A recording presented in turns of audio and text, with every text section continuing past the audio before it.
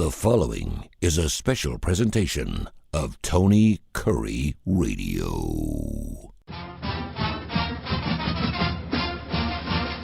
Welcome back to a UAB Director's Chair. Very special edition here. Mark Ingram, of course, the left-hand side of the screen. I'm Tony Kurre on our YouTube channel, wherever you get your podcast. More importantly, wherever you listen to your favorite radio station, TKR. You can listen to the show at least 5 times, and you may want to listen to this show 5 times. You were in Fort Worth last week. Gee, I wonder where you are this week, Mark. We are in beautiful Spokane, Washington. Yeah, baby, yeah. Yeah, which really is a really pretty place. I've been to Oregon a couple of times. I've never been to Washington. And, people talk about how rainy it is in Washington. Well, there's a mountain range in the middle of the state, and we're on the eastern side, so it doesn't get the rain that we kind of hear about in Seattle, which is on the other side of the state, the western side of the state. So it's gorgeous here. There's a beautiful river running through downtown Spokane, and it's really pretty. So, yeah, I mean, I think a lot of people kind of felt like UAB obviously had a shot. We've seen this basketball team. We kind of called them the cardiac kids early in the season. It seemed like they couldn't win an easy one. They couldn't lose a hard one. And you're sitting there going, okay, what are we looking at? Then they had a couple of really weird games. The first Memphis game was great. First FAU game was fantastic. Then, of course, the second half against Memphis, and you're like, okay, what do we got here? And you just don't want to see your team playing like that. You don't want to see a team get beat by 40 in the second half late in the season. They're supposed to have it together. Right. And I think a lot of people look at those teams that get hot, at this time of the season, and a lot of that has to do with guard play. Would you say that's the same? I think I'm starting to see Eric Gaines. I'm starting to see some leadership out of him. And I think that goes along with their success. Well, he's been really unselfish. I mean, he's got a ton of assists. I think he leads the American Conference in assists. You are correct. And Yaxel Lindeborg leads the conference in rebounds. Yaxel set an American Conference rebounding record during the tournament, most rebounds in a season. Mm-hmm. And he set the UAB record for most double-doubles in a season. Yes, sir. Yeah, so, you got some guys playing at a high level. And, it's not unlike some other sports. I mean, think about football. You go, hey, man, if we can just not turn the ball over and play our game, we got a real good shot. And basketball is the same way. It's just easier to turn it over, right? Yeah. And Eric has done a much better job, I think, here the second half of the season. And I agree with you, has managed the game a lot better and played within himself. And it's not that he's not shooting. There was a game or two where he didn't shoot or he didn't score. I can't remember. And we need him to score. Yep. We don't want him to not shoot the ball.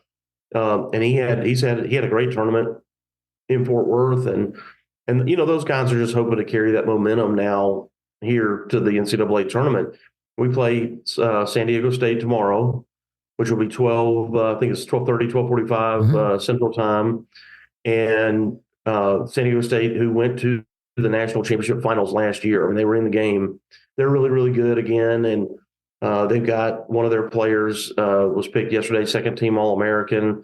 I mean, they're really physical. They're real tough. They've got a post player that's, real muscular, thick guy and really bullies his way around. So it's a different type of game for us. And he's a big fella. I think the same is always true. Yeah. We don't turn the ball over and play our game. We got a good shot of winning. Yeah, and I hated it for Temple because, I mean, they've got some lineage there, man. They've got some equity in the bank when it comes to college football with the John Chaney days. And just, I mean, for a team to set a record in the AAC and win 4 games in 4 days and still not have anything really to show for it. And we're talking about a basketball team that lost 10 games in a row early in the season. And I'm thinking to myself, that's why, I did the show with Kiefer and Curry a couple of days ago, and we were speaking about you.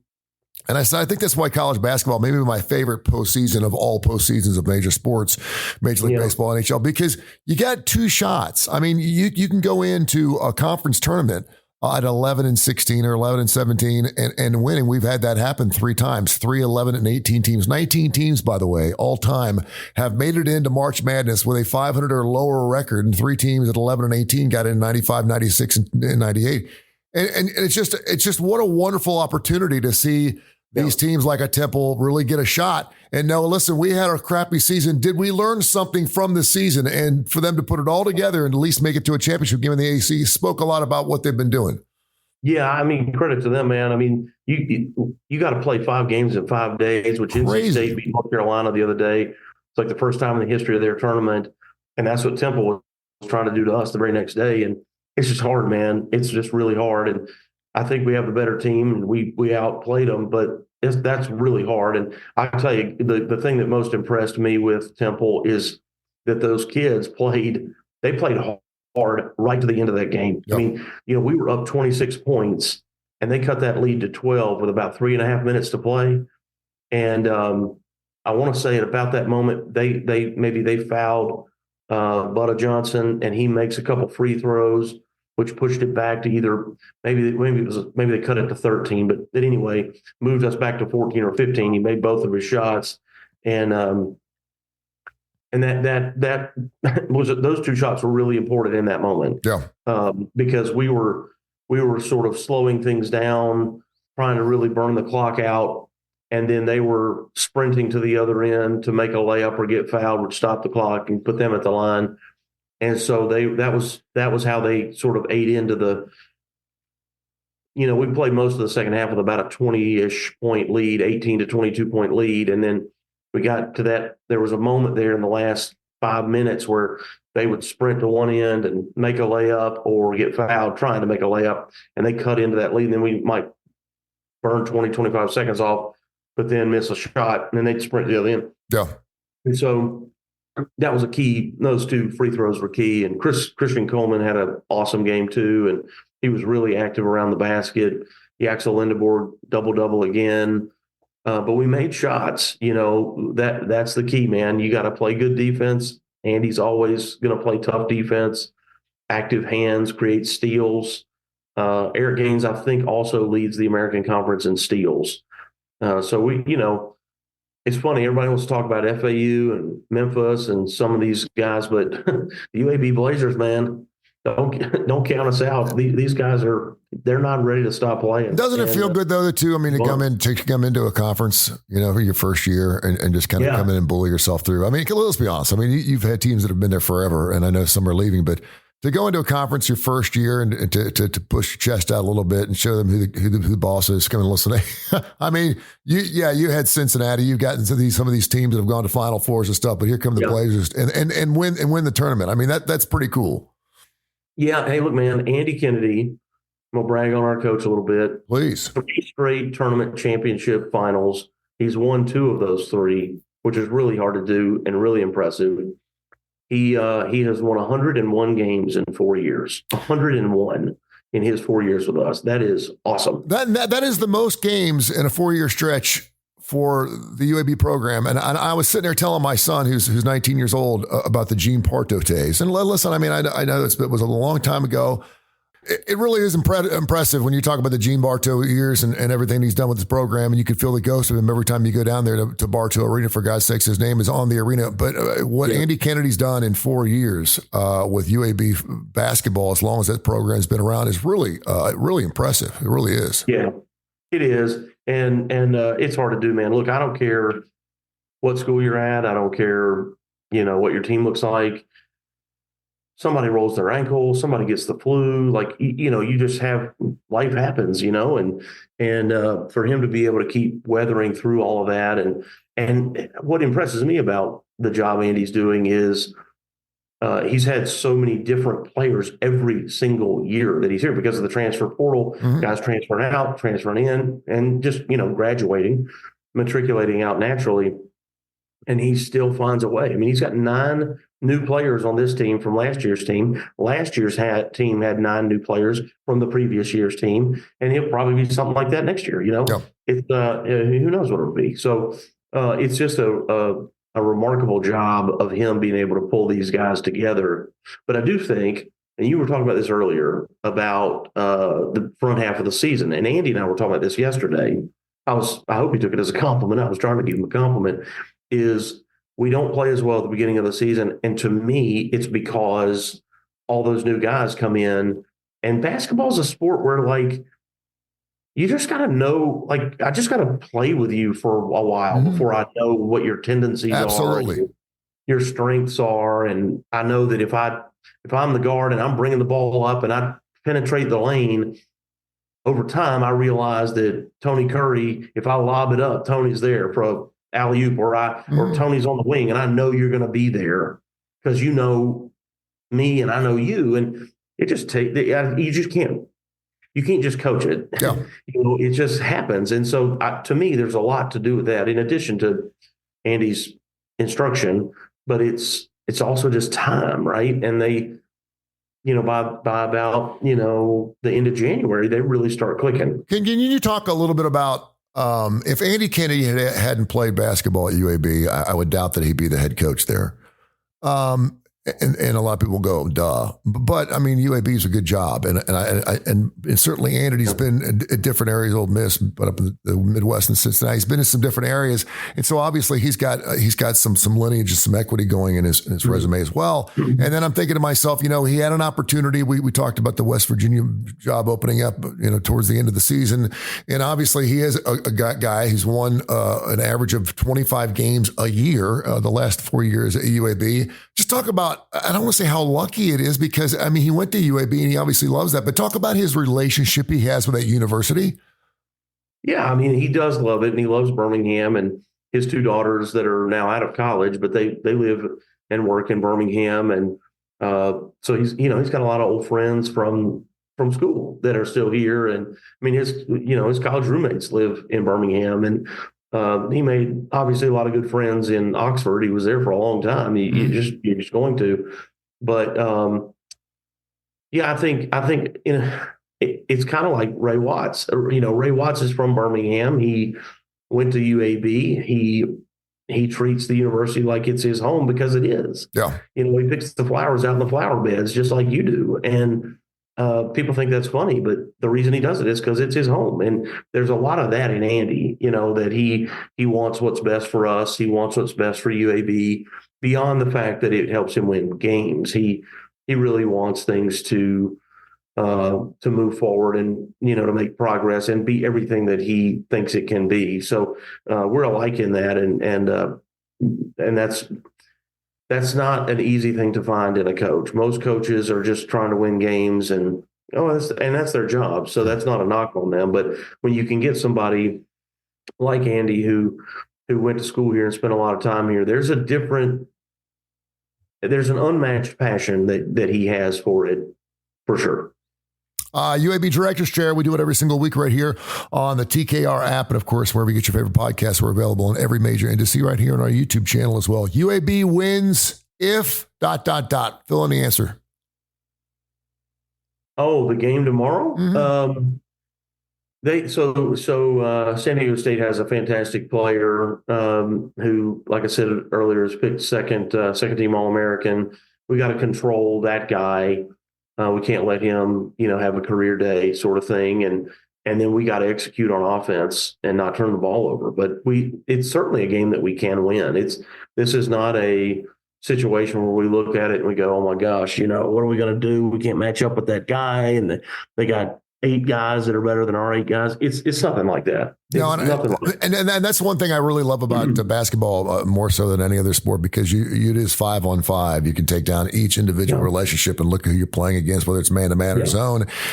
And it is matchups. I mean, you can go matchup by matchup. You can switch. You can do all those flips. You can do all those things. But it really is, if you have a good matchup, then you have a great opportunity at winning that particular ball game. And I have to ask you too, because it's funny, because obviously you got this team on the other side, the Auburn Tigers playing Yale, and of course if they win, you got a UAB Auburn matchup, which would be a lot of fun because Auburn just had a hell of a season too.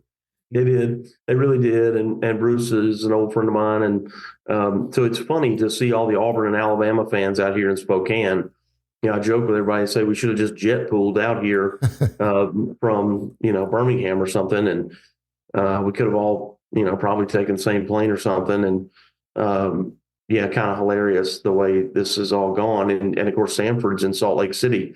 So, 4 teams from Alabama are all out here on the West Coast, and whatever, they were the local news yesterday was wandering around downtown and asking people. I guess we stand out. I don't know. They were walking up to Blazer fans and Alabama and Auburn fans, and I think they could just tell, you're not from here, are you? Yeah. They put a microphone in your face, and why are you here? And who are you cheering for? And yeah, I don't know. Maybe they heard us open our mouths, and they could yeah, that guy. He doesn't. But He's it's not funny from to here. see Yeah. all these people, and you see people you recognize. Mm-hmm. Like, wait a minute, I think I've seen you. Do I go to church with you? There's a lot of that. For your top 8 teams who have to travel the most, coming from the state of Alabama, Auburn, UAB, and of course Sanford out in Salt Lake City. Yeah, so it's just been crazy that all 4 of those teams from our state have to go all the way out west to play some hoops, but that's okay. And I haven't looked ahead at this to be certain, but I believe that the winner of the Auburn and hopefully UAB game, I believe the winner has to go to Boston. Yeah, I believe. I think so. So think of that. You go from Alabama out to Washington, well, back to Alabama and then back to Boston. Some people get lucky and they have a short hour and a half or 2 drive to their location. That is not the case this year for us. Yeah. And again, it's funny too, because we watch the playing games, and I love those playing games. I love the fact they've been in Dayton, Ohio, which is right up the street from where your wife was born, where I lived for a long time. But I just think it's great that it stayed there for a long period of time. I don't want everyone to see that change. But people are always going to sit there and say, did the committee get it right? Did the committee get it right? I don't really care, because I don't think there's any right or wrong. I think they do the best they possibly can. A lot of people are saying, should have Virginia gotten in?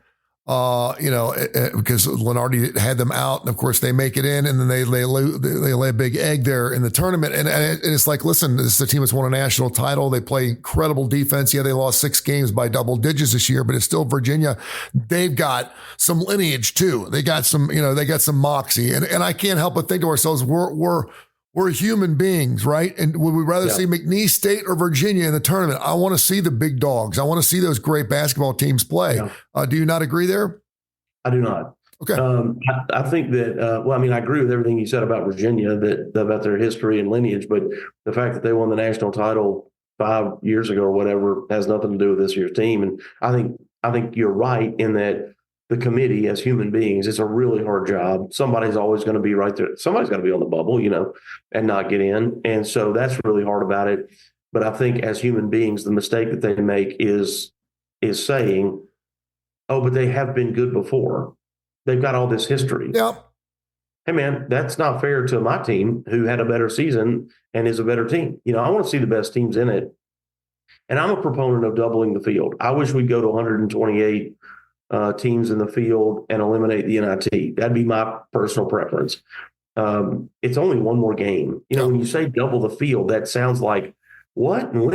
What? It's one game. It's the equivalent to the play-in. Yep. The people that go to Dayton for the play-in, they're playing one more game. So you could eliminate the play-in concept and have 128 in the tournament play, and everybody plays one more game, and that's it. And you're immediately to 64 after one game.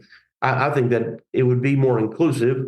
It would be more representative of the basketball, community. It's still only a third.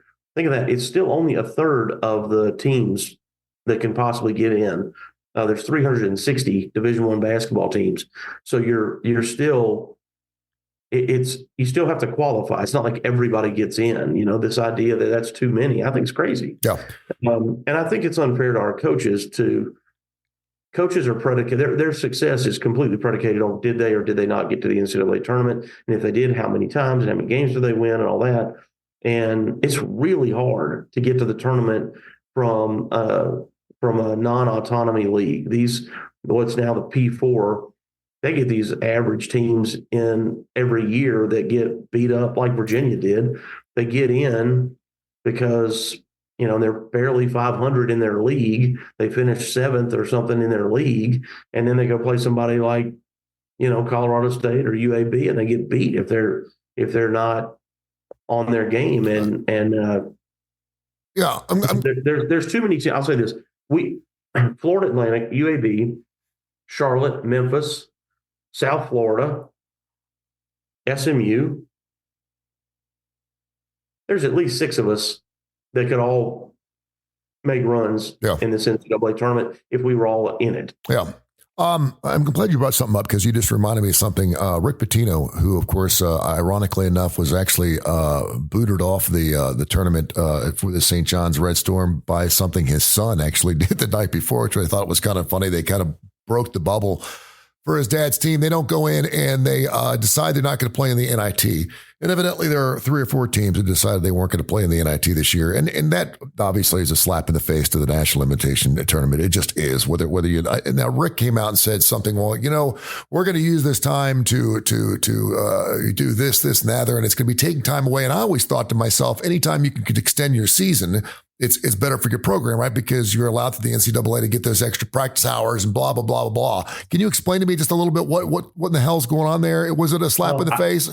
Well, tell me what the kids are thinking about. But I don't like it. Yeah. And fortunately, Andy and I are like-minded here. It's an opportunity for those kids to play more basketball. Most of these kids are not going to play professional basketball. If they do, it's almost always somewhere in Europe. And that's a great thing too, that an opportunity to go travel the world and while you're playing basketball, while you're still young and you can. But a lot of the guys that are starting won't get that opportunity either. I mean, it's not just like everybody can go do that. It's not an automatic. So you're just taking opportunities to perform and play your game. And if you are a kid that's trying to play professionally, the more games you play, the more opportunities you have to play against other good teams and show how good you are. Yeah. Tells the professional teams, what kind of player you are. Like, oh man, Tony got matched up against this person in the NIT. They were, a good team, and look at what he did. He scored this many points or had this many rebounds or this many blocks or whatever. And so I think you're taking something away from the players, in my personal opinion. The reason that some of the Power Four, and I could see Coach Pitino from his historical, his career in places like Kentucky and Louisville, the mistake that they make, that they don't like the NIT. They think it's meaningless, and it's because, again, the SEC, I don't know how many they got into the NCAA tournament. Will they get in 6 teams probably or something? And so it's like their 7th or 8th place team that gets into the NIT. Well, the 7th or 8th place team that got into the NIT was barely 500. Yeah. And I mean, I think that's the one qualifier is you have to be at least a 500 team. Well, they didn't have a good year. They're not excited about playing, right? So that's why they kind of feel the way that they feel. Conversely, South Florida, our regular season champion, is going to the NIT because, again, I think the human bias keeps them out, even though they're a really good team. And they didn't have a very strong strength of schedule in their non-conference. They, remember, they were picked preseason 11th in our league, so they did not schedule hard games because they weren't sure what they were going to have. They turned out to make a great run, right? But we got to win our regular season. You have to be the regular season champion in Sun Belt, Conference USA, MAC, Mountain West, and the American. We that's who goes to the NIT. And we're sometimes hoping we can get 2 into the NIT. Can we get 2 in? It's crazy. And so, again, this human element, this natural bias towards the Power 4 leagues is silly. Somebody the other day, about a week ago, talked about there's too many automatic qualifiers getting in to the NCAA tournament. And I'm thinking, why? Yeah. Because you guys don't want to get beat? Yeah. Is that the problem? You guys get upset? No, let it go. I think the Cinderellas are the most fun part. UAB right now, Sanford, the St. Peter's Peacocks, right? Maryland, Baltimore County, Loyola, Chicago. Absolutely love it. And hey, look, man, don't. Grambling State wins their first game ever. I mean, that is great news. Yeah. It's awesome, right? And know this, Villanova, who has now won the national title twice in the last decade or whatever it is, they're Sanford. I used to live 4 miles from their campus. I'm telling you, it would be like if Sanford wins the national title. Yeah. And so if you take out all these automatic qualifiers or these small market teams or low budget teams or whatever, Villanova doesn't win that. Yeah. They don't get in. Would you say that in classic rock, if we had March Madness in classic rock, that John Mellencamp would be? What would John Mellencamp be in all of classic rock? Is he a Sweet 16? Is he an Elite 8? Is he just happy to be in the field of 64? Where do you put John Mellencamp at? He's got a million hits. Mm-hmm. I mean, Mellencamp. He's not a Final Four, though. He's not a Final Four. He's not elite. He's not Elite 8 in Mark Ingram's list of classic rockers. He's not in your top 8, is he? Is he Sweet 16? It might be. He's on the bubble. All right. So a couple nights ago, he's 72 years old.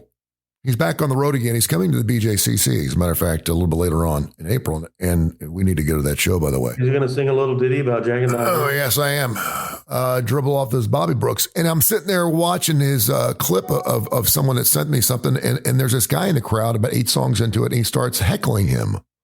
And first of all, I don't like hecklers. I hate hecklers. Okay. It just ruins it for the rest of us. And it's just like, it's usually some drunk dude. It's like, just well, evidently Mellencamp got angry enough that he stopped in the middle of a song and said, "I'll leave right now."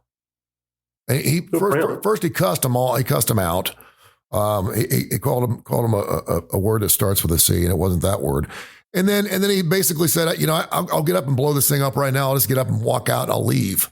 And of course, it disrupted the concert. It ended the show. And a lot of people are giving him a hard time because they feel like, first of all, this guy wasn't really heckling that. You're talking about John Mellencamp and a million amps of sound on one side. And then this one little guy's 8 rows up, ruining his entire night. And you're like, is it this old man get off my lawn moment for John Mellencamp? Your thoughts on that? And have you ever been to a show?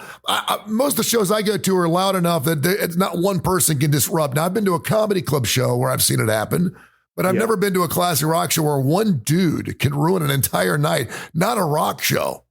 No, and Axl Rose got into a fight with a guy. I remember he jumped into the crowd over something that a guy was doing, and Sebastian Bach from Skid Row, he did it a couple of times.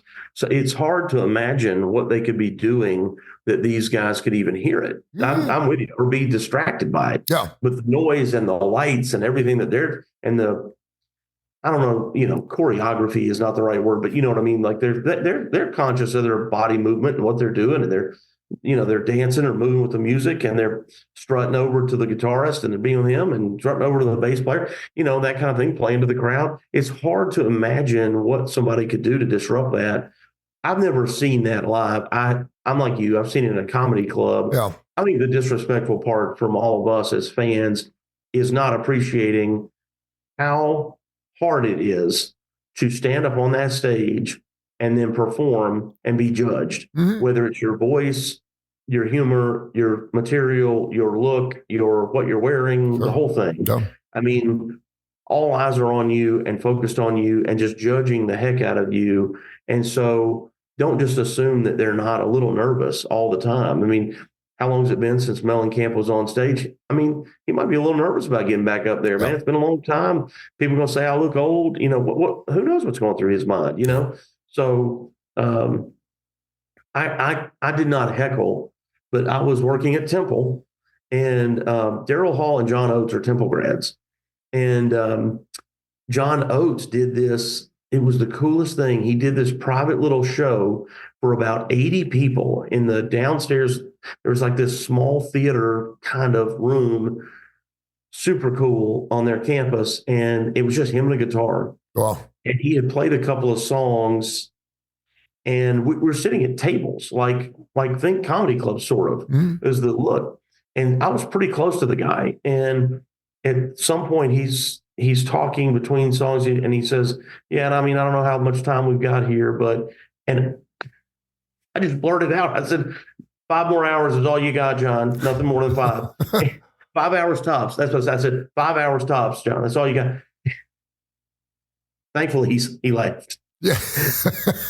I have later thought, God, what if he got really mad or something? No, well, I mean, that's complimentary. I mean, you're asking him to stay for 5 hours. That's complimentary. I just, and I'll be the first one to tell you that if I've ever been around, and this goes for ball games too, if someone around me is getting on my nerves or getting around the nerves of it, and I've certainly seen it at ball games, it ain't going to take long for me to say something.